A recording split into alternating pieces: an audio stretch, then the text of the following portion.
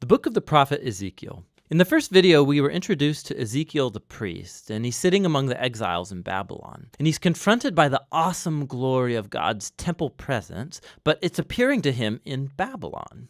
And then Ezekiel discovers why. It's because of Israel's idolatry and injustice that has compelled God to abandon his own temple. And while there is still hope for the future, the book went on to develop Ezekiel's message of divine judgment, first for Israel and then for the nations around Israel. And then a key moment happened in chapter 33. Ezekiel receives a report that the Babylonian siege of Jerusalem is over because the city has fallen. The temple is destroyed. Ezekiel's grim words of warning came true.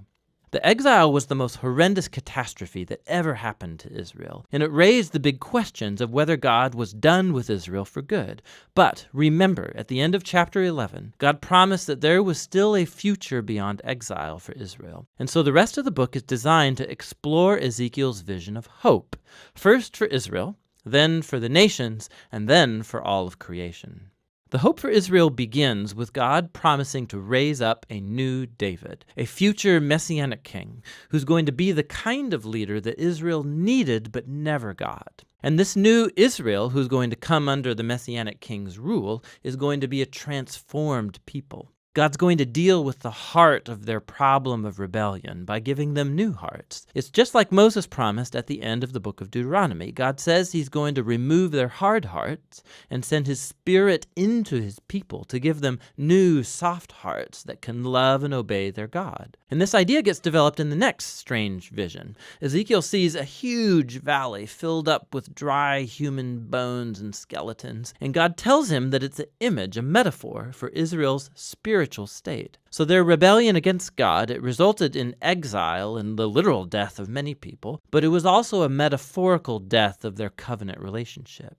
And God tells Ezekiel that his spirit is coming to bring his people back to life. And so this wind comes, and it causes all of the bones to stand up, and it fills them with breath and life, and then skin grows over the bones, and then all of a sudden Ezekiel sees all of these new humans standing in front of him. Now this vision, it's recalling the story about the creation of humans in Genesis chapter 2, where God made humans out of dirt and divine breath.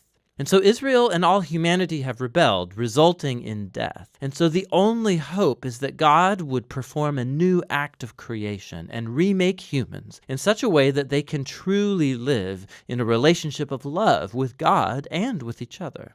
And so after God is going to deal with the evil that's in the hearts of his own people, some questions still remain unresolved. Like, what about the evil that's still rampant out there among the nations? And what about the future of God's dwelling place in the temple? And this is what the final two sections of the book are about. So first come chapters 38 and 39, and they promise God's final defeat of evil among the nations, which gets personified by a ruler who's named Gog from the land of Magog. Now, this name is derived from a genealogy of ancient kingdoms and lands from Genesis chapter 10, and it referred to powerful nations from the distant past. And so Ezekiel picks up this ancient biblical name as an image of any and all violent kingdoms. And so we find that Gog gets allied with 7 nations that come from all 4 directions of the compass, is clearly an image that represents all of the nations. And this also helps us understand why Ezekiel describes Gog with images that he used earlier in the book to describe the king of Tyre and the king of Egypt, Pharaoh. For Ezekiel,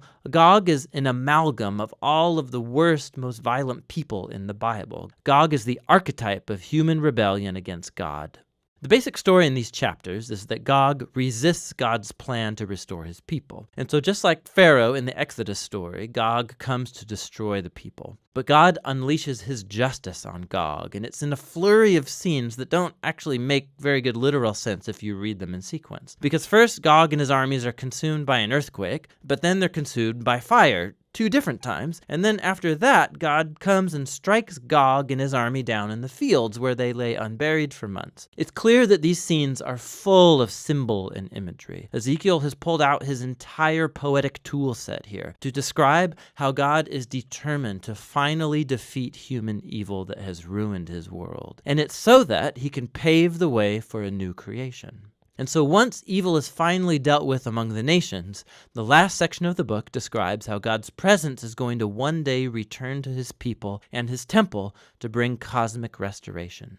So Ezekiel first gets this long, elaborate vision of a new temple and a new city. He's given this heavenly tour guide who shows him around the new temple complex, and it's much larger and more majestic than even Solomon's temple. There's a new altar, new priests, a whole new system of worship.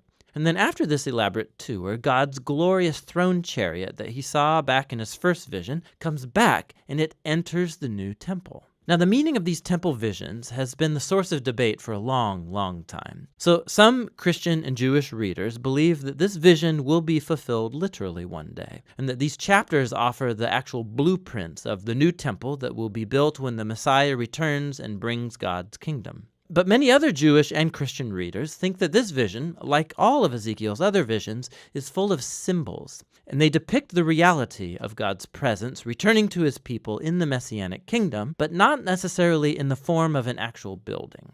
Whichever view you take, it's important that Ezekiel never calls the city Jerusalem, and chapters 47 and 48 show why. Ezekiel sees this tiny stream pouring out of the temple threshold and steps, and then it quickly becomes this raging river, and then it flows out of the temple and the city into the desert, into one of the most desolate places on planet Earth, the Dead Sea Valley. And then that river, it leaves behind it a trail of trees and life, and then the Dead Sea gets transformed into a living sea that's teeming with plants and animals. All of this imagery comes from the Garden of Eden in Genesis chapters 1 and 2. And we see just how cosmic Ezekiel's vision really is. God's plan has always been to restore all humanity and all creation back to his life-giving presence. And so the book ends with the name of this garden city. The Lord is there. And so Ezekiel's visions come to a close, full of hope for a new future, new humans living in a new world that's animated by God's life-giving spirit. It's a world permeated with God's love and justice. And that's what the book of Ezekiel is all about.